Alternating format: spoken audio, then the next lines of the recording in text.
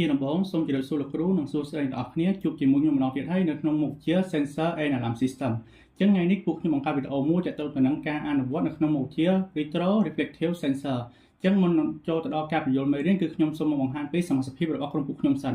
ក្នុងក្រុមពួកខ្ញុំមានសមាជិកចំនួន3នាក់ទី1គឺខ្ញុំឈ្មោះ Tin Fuad ទី2គឺ Wen Nilong ចុងក្រោយគេគឺ N សវណ្ណរតនា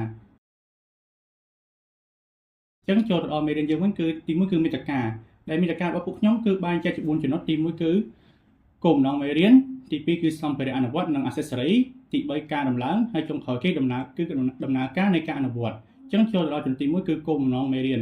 នៅក្នុងមេរៀននេះគឺមានគោលបំណងចំនួន4ទី1គឺបានស្គាល់និងដឹងពីតួនាទីរបស់ sensor មួយនេះទី2គឺយល់ដឹងពីរបៀបប្រើប្រាស់ទី3ដឹងពីដំណើរការរបស់វាចុងក្រោយក៏ដឹងពីអត្ថប្រយោជន៍របស់ sensor មួយនេះដែរអញ្ចឹងមុននឹងចូលដល់ចំណុចទី2គឺខ្ញុំមកសុំសួរសំណួរមួយគឺតើ Retro Reflective Sensor ជាអ្វី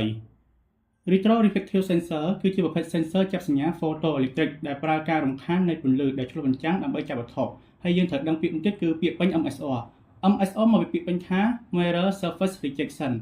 ហើយ MSR នេះគឺជាមុខងារមួយរបស់ Retro Reflective Sensor ដើម្បីទទួលតែពន្លឺដែលឆ្លុះបញ្ចាំងពី Retro Reflector ប៉ុណ្ណោះរួចផ្លាត់ទៅវិញដោយប្រើលក្ខណៈនៃតម្រង polarizing ដែលបានបង្កើតឡើងនៅក្នុង sensor និងលក្ខណៈរបស់ Retro Reflector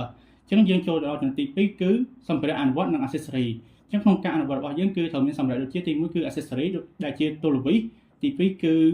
មាន board មួយនិងបង្គោល2ដែលវាជាជំនួយដល់ការដំឡើង sensor របស់យើងចុងក្រោយគេគឺត្រូវមាន watt control ដែល watt control យើងគឺបានចែកជា3ផ្នែកទី1គឺ input power ដែល power យើងនេះគឺចូលមកជាប្រភព AC ហើយចេញទៅវិញគឺជា DC ចំណុចទៀតគឺផ្នែកទី2គឺ terminal ក្នុង terminal យើងគឺបានចែកជា2ផ្នែកគឺទី1គឺកន្លែងដោតរុនសម្រាប់ដោតរុន sensor ហើយទៀតគឺ relay ហើយផ្នែកចុងក្រោយគេគឺផ្នែកទី3គឺផ្នែក output ដែល output យើងនេះគឺជាអំពូល output ដែលបានមកពីលទ្ធផលនៃការ test sensor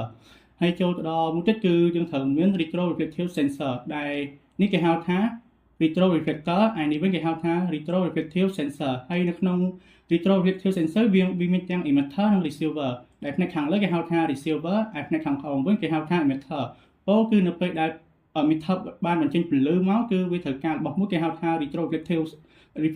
reflector ហ្នឹងគឺត្រូវផ្លាត់ទៅវិញចូលទៅក្នុង receiver ហើយនៅក្នុង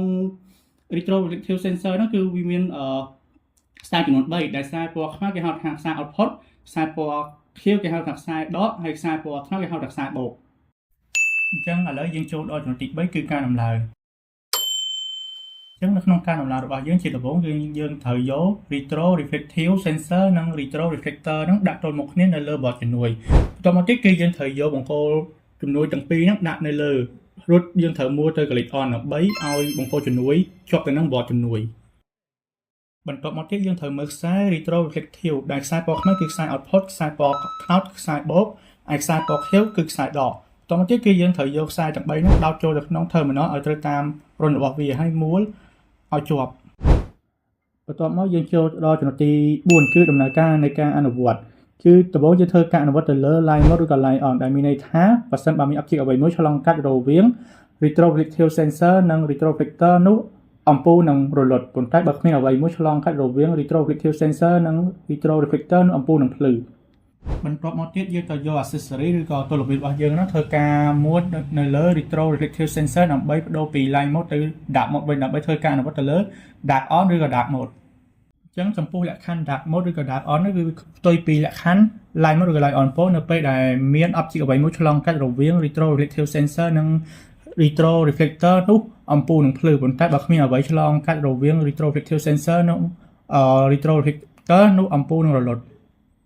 ជាចុងក្រោយខ្ញុំសូមអរគុណដល់លោកគ្រូដែលបានចំណាយពេលវេលាដ៏មានតម្លៃក្នុងការស្ដាប់ពួកខ្ញុំបកស្រាយរហូតដល់ទីបញ្ចប់សូមអរគុណ